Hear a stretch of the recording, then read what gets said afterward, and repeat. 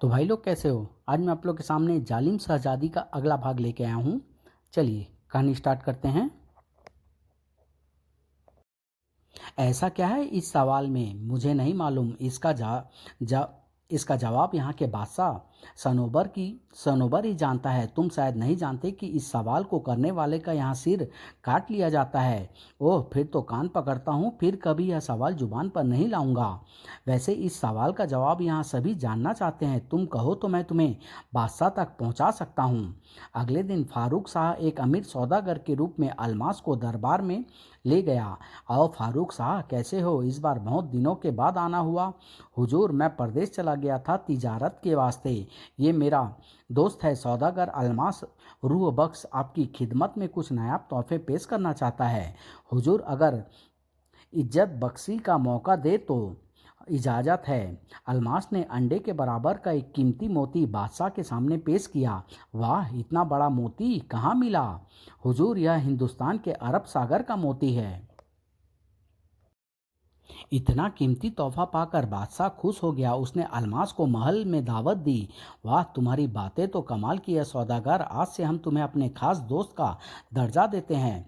इज्जत अफजाई का शुक्रिया हुजूर, मैं तो आपका गुलाम हूँ, नहीं तुम हमारे दोस्त हो। अलमास के लिए महल के दरवाजे खुल गए, कोई रोक टोक न रही। बादशाह ने उसकी दोस्ती दिन पर दिन बढ़ती गई। एक दिन बादशाह को खुश देखकर अलमास ने पूछा, बादशाह सलामत, बहुत दिनों से एक बात दिल में है, अगर जान की अमान पाऊँ तो कहूँ। दोस्त बेखटके होकर कहो। मैं कॉल देता हूँ, तुम्हें कुछ नहीं होगा।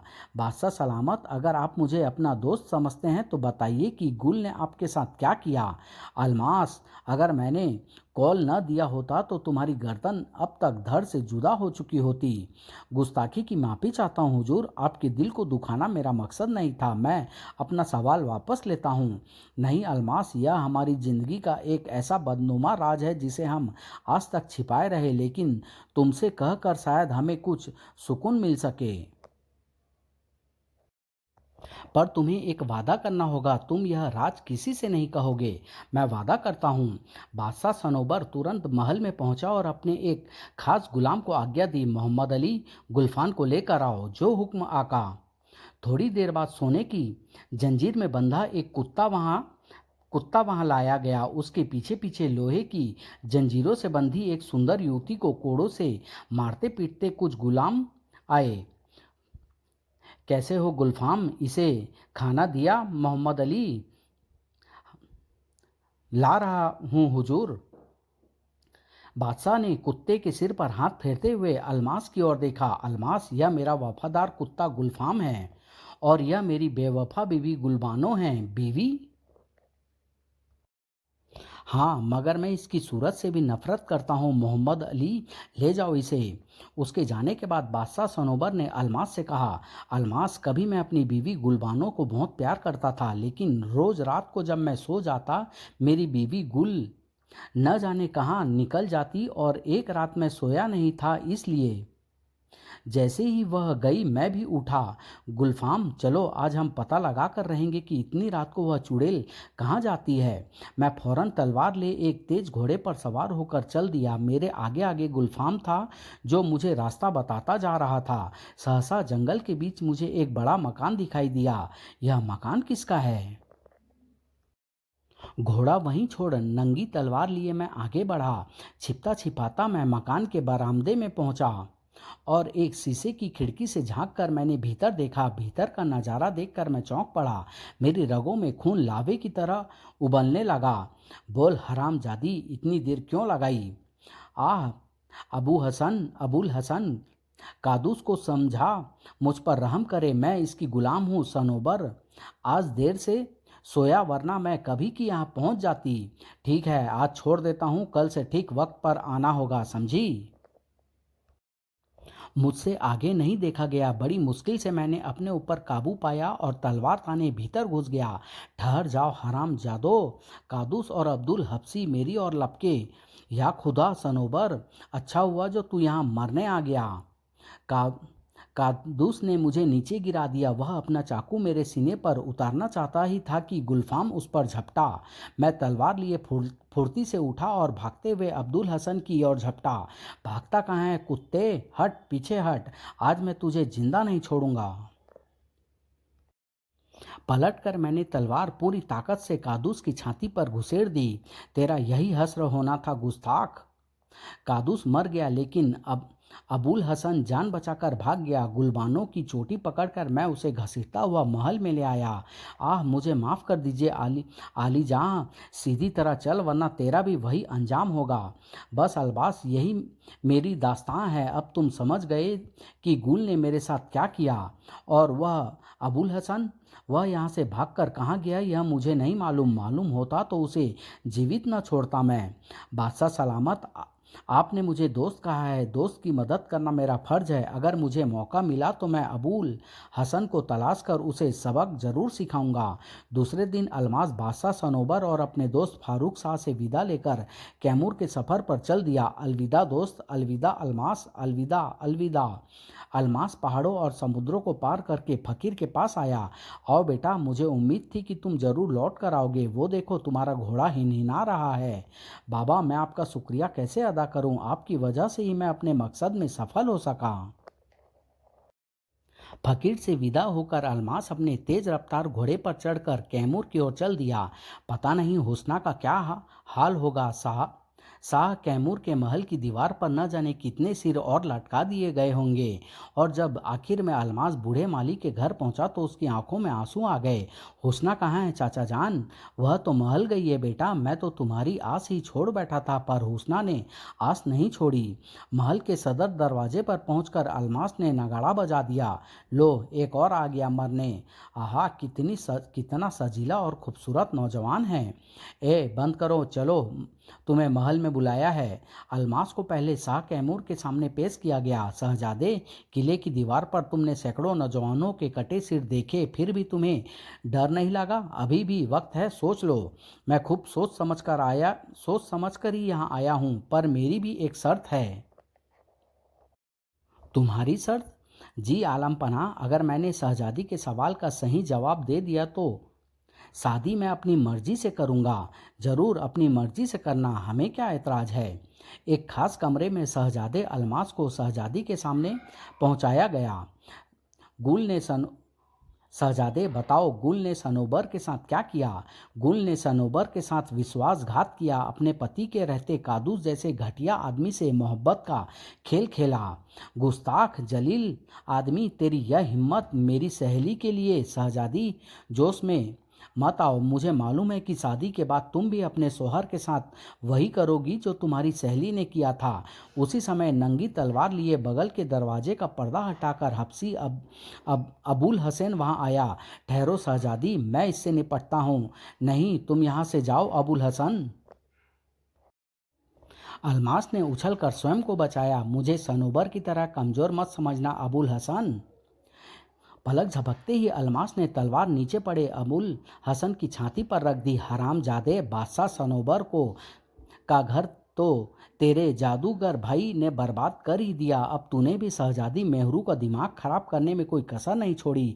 तेरे ही जादू के जोर से मगरूर शहजादी ने सैकड़ों बेगुनाहों के सिर कलम करवा दिए।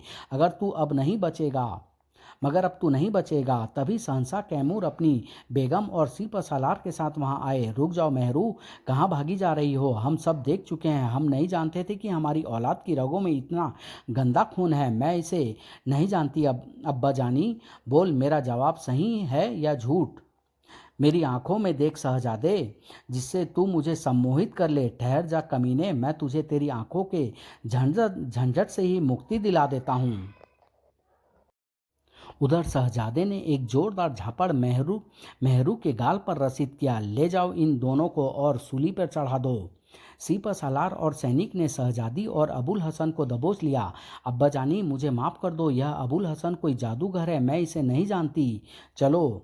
अपनी बेटी की जान बख्शी के लिए बेगम ने बादशाह कैमूर के कदम थाम लिए। रहम आलम पनाह, मेरी बेटी को माफ कर दीजिए। नहीं मालिका ए आलिया, आलिया, शहजादी मेहरू ने सैकड़ों बेकसूर लोगों के खून से अपने हाथ रंग कर अपने गुनाह को माफ़ी के काबिल नहीं छोड़ा।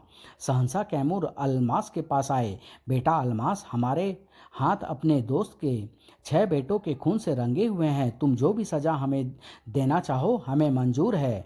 नहीं आली जहां, आप मेरे बुजुर्ग हैं और मेरे अब्बा हुजूर ने मुझे हमेशा बुजुर्गों की इज्जत करने की तालीम दी है। फिर किसी को भी सज़ा देकर मैं अपने भाइयों की ज़िंदगी तो वापस नहीं पा सकता। फिर जैसा तुम कहो हम करने के लिए तैयार हैं। आलिजा, मैं सबसे पहले अपने मरहूम भाइयों और उन बेकसूर लोगों को ज़मीन देना चाहता हूँ जिनके सिर किले की दीवार पर टंगे हैं। उसी दिन सैकड़ों नगरवासियों के सामने अलमास और बादशाह ने सभी सिरों को एक बड़ी कारागाह में कब्रगाह में दफन कर दिया। या अल्लाह, अपने गुनाहगारों को माफ़ कर। उसके बाद अलमास ने बादशाह कैमूर से कहा, अच्छा चाचा जान, अब एक इल्तिजा और है। आपकी बेटी मेहरू के जुल्मों सितम के बदौलत मेरे अब्बा मियाँ और अम्मी जान को बुढ़ापे में औलाद के दुख से गमज़दा होना पड़ा है। मैं चाहता हूँ शहजादी मेहरू ज़िंदगी भर मेरे अब्बा हुजूर व अम्मी जान की एक मामूली कनीज बनकर खिदमत करे। अल्लाह, यह तुम क्या कह रहे हो बरखुरदार? हमने तो शहजादी मेहरू और अबुल हसन के लिए मौत की सज़ा तवजीद की थी। चाचा जान, मेहरू खतावार है बेशक, मगर जिंदा रहने का उसे एक मौका और अता फरमाया जाए, क्योंकि बेगुनाह शहजादों के सिर कटवाते हुए वह अपने होशो हवास में नहीं थी। वह अबुल हसन की आंखों के जादू में गिरफ्तार थी। ठीक है बरखुरदार, ठीक है बरखुरदार, हम तुम्हारे भाइयों की मौत के खतावार हैं और अब हमारी बेटी मेहरू की जिंदगी तुम्हारे हवाले है। महल से लौटकर अलमास हुस्ना के पास आया। बाबा, अब तो हुस्ना का हाथ मांग सकते हैं हम। बेटा, वह तो तुम्हारी गुलाम है। नहीं बाबा, हुस्ना सहनसा शमशाद लालपोश के बहू है। हम इसे अपने साथ बड़ी शान और शौकत से ले जाएंगे। घर लौटने से पहले अलमास हुस्ना के साथ एक बार फिर सनोबर के पास वाक़ाब पहुंचा और उसे सारा हाल बताया। दोस्त अलमास, तुमने अपना वादा पूरा किया, आज मैं बहुत खुश हूँ। मैं भी। सनोबर ने कई दिन अलमास और उसकी बेगम की तहे दिल से खातिरदारी की। दोस्त, अगर सच्चे दिल से कोई अपने गुनाह को मान ले तो उसे माफ़ कर देना चाहिए। तुम कहना क्या चाहते हो दोस्त? अलमास ने बताया, मैं जानता हूँ तुम अब भाभी जान को माफ़ कर दो। उन्हें काफ़ी सज़ा मिल चुकी है। वैसे भी कादूस मर चुका है। उसके जादूगर भाई अब्दुल हसन का भी बादशाह कैमूर ने फांसी की सज़ा सुना दी है और अबुल हसन की जादुई आंखें मैंने पहले ही तलवार की नोक से फोड़ दी थी। क्या मतलब? हम तुम्हारी बात समझे नहीं अलमास। दोस्त, मेरे कादूस और अबुल हसन दोनों भाइयों की आंखों में किसी को भी वश में कर लेने वाली अद्भुत शक्ति थी। अगर तुम्हारी बीवी गुल और बादशाह कैमूर की शहजादी मेहरू का कोई दोस्त था तो वह यह कि इन बदनसीबों पर उन दोनों जुल्मी भाइयों का जादू चल गया था। इसलिए भाभी जान को तुम माफ़ कर दो। ठीक है अलमास, मैं गुल को माफ़ कर दूंगा। बहुत अच्छा करोगे दोस्त। यदि कोई बुरा है तो हमें उसे संभलने का मौका ज़रूर देना चाहिए। मैं भी शहजादी मेहरू के लिए अपने अब्बा हुजूर से रहम की दस्तखत करूंगा। मेहरू ने मेरे 6 भाइयों के सिर उनके धड़ से जुदा करवाए हैं। उसके लिए कोई भी फैसला मेरी अम्मी और अब्बा हुजूर ही कर सकेंगे। आज अब अम्मास की अम्मास की बातें सुनकर सनोबर ने गुल को माफ़ कर दिया। आपने मुझे माफ़ कर दिया मेरे सरताज। उफ, आज मुझ जैसा बदनसीब खुश नसीब कौन होगा इस दुनिया में। शहजादा अलमास हुस्ना और दासी बनी शहजादी मेहरू को साथ लेकर जब अपने वतन पहुंचा तो बादशाह लालपोश ने अपने बेटे और बहू को सीने से लगा लिया। बहू बहुत सुंदर है बरखुरदार, हम आज बहुत खुश हैं। तुमने मगरूर शहजादी का सिर हमारे कदमों में झुकाया और अपने भाइयों की मौत का पूरा इंतकाम लिया। सच बहुत खुश हैं हम। और इस मगरूर शहजादी को अभी कुछ दिनों कनीज बनकर ही रहने दो। जब हमें यह महसूस होगा कि इसकी खता बख्श दी जाए तो हमारे जिगर के टुकड़ों की बेवा के रूप में तमाम उम्र खुदा की इबादत में बिताने के लिए इसे महल में उचित स्थान दिया जाएगा। खुदा का कहर किसी जालिम सितमगर को नहीं बख्शता मगरूर के गरूर से तने सिर को, ताकत और सियासत के ताज से बेदखल कर खुदा कब खाक में मिला दे कोई नहीं जानता। मगरूर घमंडी का गरूर घमंड हमेशा चूर चूर हुआ करता है। समाप्त।